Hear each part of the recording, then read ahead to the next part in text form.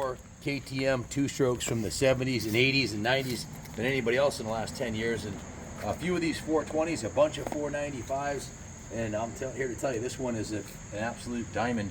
The gentleman who owned this bought it brand new. We've got the manual, all the original documentation on it. He also bought a 495 that he never rode. He kept it in his living room. That thing was absolutely pristine, and he had an H2 750. We set a new world record at auction. The H2 750, the purple one, sold for $45,000, and the 495 sold at auction for $15,000.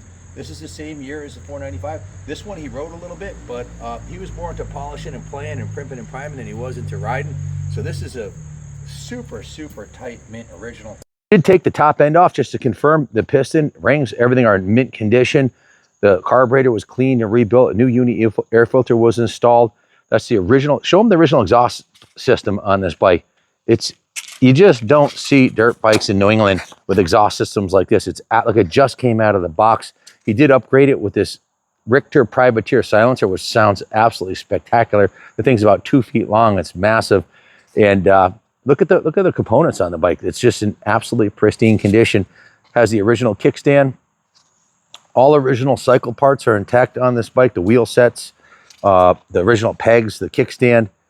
Headlight works beautifully. It has an on-off button on here, and it is just a beautiful piece, man.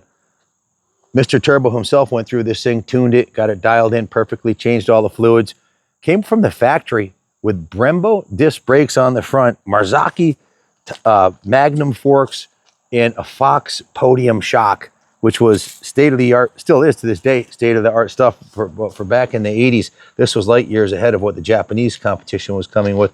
And these were built for large lumberjacks like Hans and I forget, is it Hans Kindergartner?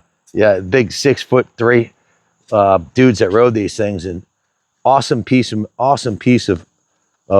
Austrian engineering. Spectacular piece. And a piece of moto history. It's been given a full rotisserie detail. Look how clean the hubs are. The fork lowers are absolutely pristine. Brand new Dunlop tire on the front with a new tube. It's got new ODI lock-on grips. The original Magura levers are in mint condition, as is the Brembo master cylinder. New crossbar pad. The original bars are in mint shape. This is the original fuel tank, which is in New England here, the enduro bikes get destroyed. That's the original seat cover on this bike, just to give you an idea how nice this dude took care of his stuff. So new fuel lines, new carb drain lines, new spark plug. We're running VP fuel in it. It's got new gear lube. It's been gone through top to bottom. A new rear tire and a new tube and a new gold chain on there. Oh, we also replaced the chain sliders. The original ones just get brittle after 40 years. These are brand new chain sliders and a chain guide on the bottom and a new gold 520 chain. Good luck finding a nicer 420. This one's tight as a tiger. It pulls really hard all the way through the RPM range. Show them the sticker on the original Nordisk rim on the front of this thing. You just don't see 45-year-old dirt bikes with original rim stickers that can get blown off in one power washing session intact. Not here in New England. The wiring is mint on the bike. The clutch is perfect. The transmission's perfect. It shifts as good or better than any KTM from the 80s I've ever ridden. It shifts beautifully, and the power band's insane. This thing's really fast. It makes the driveway very short. Let me spin it around this side right here. Both those other bikes, as soon as we put them up, the KTM 495 was NOS brand new. I thought it would sell for a little more at auction, but it sold for $15,000 the first week. That was a high bidder.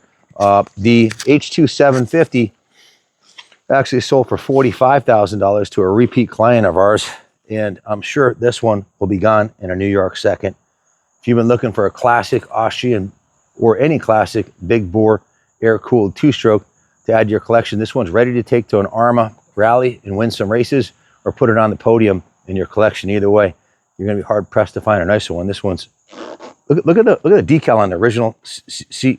This original seat cover, 43 years, and it's still, the seat cover looks mint. The original tank's nice. I have a full write-up on it on eBay. If you have any questions, give us a call. Thanks for watching. God bless America.